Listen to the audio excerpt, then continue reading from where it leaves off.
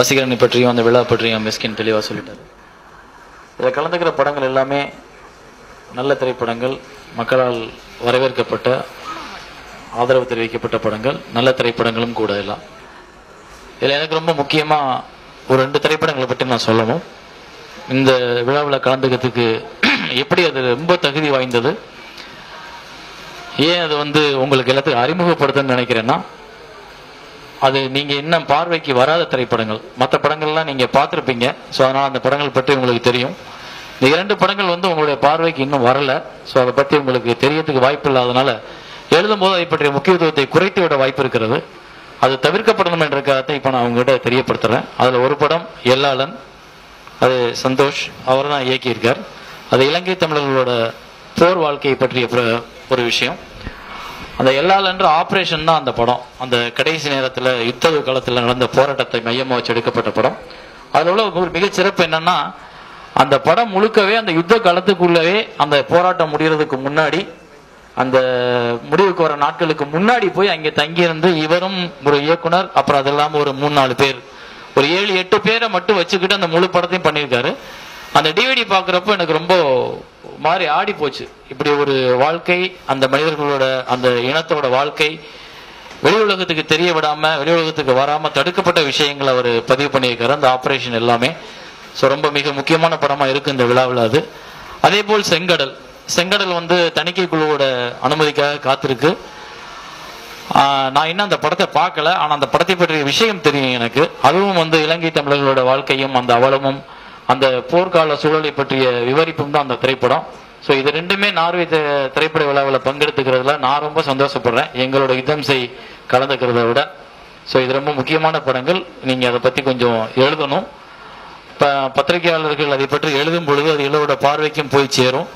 யுத்தம் செய்க்கு நீங்கள் பெரிய அளவில் வரவேற்பு கொடுத்தீங்க. ஆனால் அதை விட இந்த திரைப்படம் எல்லாளனும் சரி, செங்கடலும் சரி, மிக முக்கியமான பதிவு தமிழ் சினிமாவில். அப்படி முக்கியமான பதிவு இருக்க வேண்டிய படம். அது முதல் இந்த விருது வழங்கும் விழாவில் கண்டிப்பாக மற்ற படங்களோட விருதுகளை தட்டி செல்லும் என்று நான் எதிர்பார்க்கிறேன். நன்றி, வணக்கம். சமீபத்தில் துபாய் ஃபிலிம் ஃபெஸ்டிவலுக்கு நான் போயிருந்தேன். இந்தியாவிலேருந்து ரொம்ப கம்மி 3 படங்கள் தான் வந்துச்சு. அங்க இருக்கக்கூடிய கோஆர்டினேட்டர்ஸ் எல்லாம் வருத்தப்பட்டாங்க. ஏன்னா இங்க தவறான ஒரு போக்கு என்னன்னா, ஒரு சினிமா முடிஞ்சோன்னா தயாரிப்பாளரும் இயக்குனரும் பிரிஞ்சிடுறாங்க. இந்த படம் விருதுக்கு போச்சுன்னா இயக்குனருக்கு அவருக்கு ஏதாவது அவார்டு கிடைக்கும். அதுக்கு நம்மளோட முயற்சி என்ன, பிரிண்ட் எடுத்துட்டு போய் NFDC போட்டு இதுக்கு சப்டைட்டிலிங் பண்ணி மேற்கொண்டு செலவுலாம் இந்த படத்துக்கு பண்ணணுமா? இங்க ஒண்ணுமே இது கலெக்ட் பண்ணல, இதை வச்சுட்டு என்ன பண்றது? இப்படிலாம் சில போக்குகள் இருக்கு. இது நான் தயாரிப்பாளராக இருக்கும் பட்சத்தில் இந்த மைனா திரைப்படத்திற்காக அவ்வளவு போராடி சுஹாசினி மணிரத்னம் அவங்க கிட்ட எல்லாம் மீட் பண்ணி பேசி இந்த படத்தை விருதுக்கு இல்ல, நான் வெறும் செலிப்ரேஷன் கிரவுண்டுக்கு தான் எடுத்துட்டு போனேன். ஏன்னா காம்படிஷன் கிரவுண்ட்ல முடிஞ்சிருச்சு. பட் இதை பற்றி தெரிந்துக்கணும். தமிழ் சினிமா அடுத்த கட்டத்துக்கு சொல்றாங்களே ஒழிய அதற்கான முயற்சிகள் என்ன நடக்குதுன்னு தெரியல. போனாதான் தெரியும்னு போய் ஒரு வாரம் இருந்துட்டு வந்திருக்கேன். இது என்ன ஸ்பெஷல்னா, பிலிம் ஃபெஸ்டிவல்ன்றப்ப எல்லா மொழி உலக சினிமாக்கள் வரும். அதுல கும்பலோட கோவிந்தா போடுற மாதிரி நம்ம படங்கள் எங்கேயாவது ஒரு கார்னர்ல இருக்கும், 10 பேர் பார்த்துட்டு இருப்பாங்க. ஆனால் வசீகரன் அவர்களுக்கு முதற்கண் நன்றி. என்னன்னா, நான் நேற்று அவர்கிட்ட தான் சொன்னேன், சார் இதுக்கு என்ன உழைப்பு என்னால் கொடுக்க முடியுமோ நான் எல்லாம், நீங்க ரெக்வஸ்ட் எல்லாம் பண்ணாதீங்க, நான் கம்பீரமாவே நின்று வேலை செஞ்சு கொடுக்குறேன்னு இருக்கேன் நான். ஏன்னா இந்த மாதிரி நார்வேல எடுத்துட்டு போய் வெறும் தமிழ் திரைப்படத்திற்காக அது ஒரு பெரிய ஹைலைட் தான், ஒன்லி ஃபார் தமிழ் பிக்சர்ஸ் அப்படின்றப்ப ரொம்ப சந்தோஷமா இருக்கு. இதற்கான அத்தனை ஒத்துழைப்பும் எங்கள் சார்பாக நான் கண்டிப்பாக நான் செய்வேன். இது ஒரு உறுதிமொழியாக எடுத்துக்கிறேன். நன்றி, வணக்கம். ஃபிலிம் ஃபெஸ்டிவலில் என்னோட படமும் கலெக்ட் ஆனதில் எனக்கு ரொம்ப சந்தோஷம். அந்த மிஷ்கின் சார் சொன்ன மாதிரி அந்த ஃபிலிம் ஃபெஸ்டிவல் பற்றியும் வசீகரன் அவர்களோட இன்வால்மெண்ட் பற்றியும் நிறைய சொன்னார். ரொம்ப எக்ஸைட்டடாக இருக்குது, அங்கே போய் கலந்துக்கணும் ரொம்ப ஆசையாக இருக்குது. ஸோ ரொம்ப சந்தோஷமாக இருக்குது. அந்த வெளிநாட்டில் வாழ்கிற தமிழ் மக்களோடு சேர்ந்து இந்த ஃபங்க்ஷனை அட்டன் பண்ணணும்னு நான் ஆசைப்பட்றேன். Thank you very much. வசீகரன் சாருக்கும் ஜான் சாருக்கும் இந்த படத்தை தேர்வு செய்ததுக்காக ரொம்ப நன்றி. மேலும் பத்திரிகையாளருக்கும் ரொம்ப ரொம்ப நன்றி. இந்த படத்தை மக்கள் பொதுமக்கள் இது வரைக்கும் பப்ளிக் யாரும் அதிகமாக பார்க்கல, பத்திரிகையாளர்களும் அந்த அளவுக்கு பாராட்டியிருக்காங்க. பத்திரிகையாளரும், தொலைக்காட்சி நண்பர்கள், இணையதள நண்பர்கள் எல்லாரும் ரொம்ப பாராட்டியிருக்காங்க. இந்த படத்தை ரெக்கமெண்ட் பண்ணதும் பத்திரிகையாளர்களால தான் இந்த படமே ரெக்கமெண்ட் ஆகிருக்கு. அதனால பத்திரிகையாளர் ரொம்ப ரொம்ப நன்றி சார். ரொம்ப மகிழ்ச்சியான தருணங்கள் இது. திரு வசீகரன், ஜான் மற்றும் நிர்வாகிகள் அனைவருக்கும் எங்களுடைய நன்றியை தெரிவிச்சுக்கிறோம்.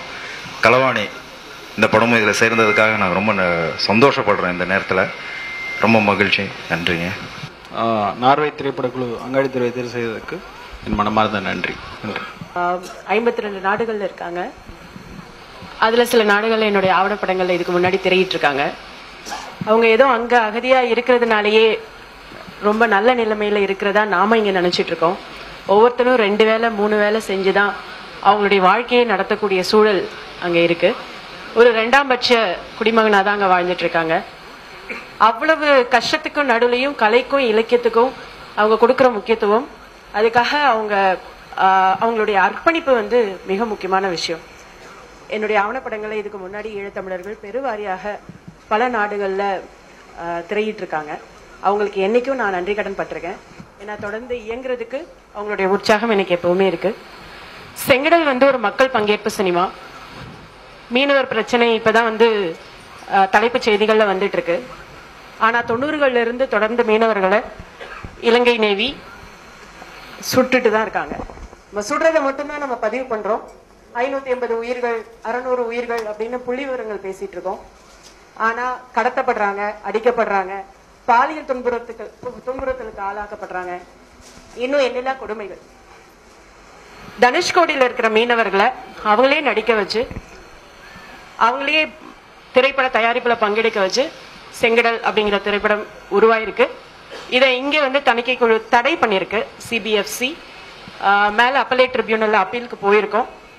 ஒரு சின்ன கட்டு கூட இல்லாம அந்த திரைப்படத்தை வெளியே கொண்டு வரணும் அப்படிங்கிறது தான் நானும் தயாரிப்பாளரும் முயற்சி செஞ்சுட்டு இருக்கோம்.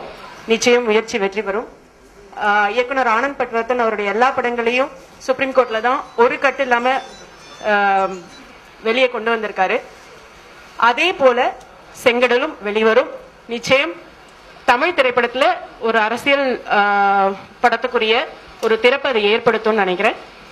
நன்றி. உங்கள் ஆதரவுக்கும் வசீகரனுக்கும் நார்வே திரைப்பட குழுவுக்கும் எனது நன்றி. அனைவருக்கும் வணக்கம். இந்த படத்தை செலக்ட் பண்ணியிருக்கிறதுக்கு நான் ரொம்ப நன்றி சொல்றேன். வசீகரனுக்கு எல்லாத்தையும் லீனாவே பேசி முடிச்சுட்டாங்க, எல்லாத்தையும் சொல்லிட்டாங்க. ஸோ தேங்க்ஸ் ஃபார் இந்த எல்லாரும் திரைப்படத்தை அண்ணன் சொல்லிட்டாங்க, அறிமுகப்படுத்திட்டாங்க. பத்திரிகையாளர் நண்பர்களுக்கு அதிகம் தெரிஞ்சிருக்க வாய்ப்பில்லை. இந்த படத்தை இந்த வெளியிலே இல்லாமல் வராமல் இருந்த இந்த திரைப்படத்தை முதல் முறையாக நார்வே ஒரு சர்வதேச திரைப்பட விழாவில் அங்கீகரித்ததுக்கு வசீகரனுக்கு என்னுடைய நன்றிகள். ஜான், காரணம் என்னன்னா, இந்த படம் உருவாக்கப்பட்டது ஜனவரி மாதம் 2008 ஆரம்பிச்சு ஜனவரி 2008-20 வரைக்கும் எடுத்தோம். முழுக்க போர் சூழல் எடுக்கப்பட்ட படம் அது. இன்னைக்கு அந்த திரைப்படத்தை உருவாக்குனதுக்கு காரணமாக இருந்த தொழில்நுட்ப கலைஞர்கள், நடிகர்கள் யாருமே இன்னைக்கு கிடையாது. ரொம்ப சிலர் மட்டுமே இருக்காங்க. அப்படிப்பட்ட ஒரு திரைப்படத்துக்கு எந்த இடத்துலையும் ஒரு அங்கீகாரம் கிடைக்கலன்ற வருத்தம் எனக்குள்ள இருந்துட்டே இருந்தது. அது இந்த மாதிரியான ஒரு தமிழ் திரைப்பட விழா, அதுவும் நான் ரசித்த இயக்குனர்கள், அவங்களுக்கு மத்தியில் நானும் உட்காரதுக்கான சந்தர்ப்பம் கிடைச்சிருக்கு. அடிப்படையாக நான் ஒளிப்பதிவாளர். இந்த படத்தை இயக்க வேண்டிய சூழலும் வந்தது. எனக்கு அதிகம் பேச தெரியாது. இந்த திரைப்படத்தை முடிஞ்சா பாருங்க, பத்திரிகையில் அந்த படத்தை பற்றி எழுதுங்க.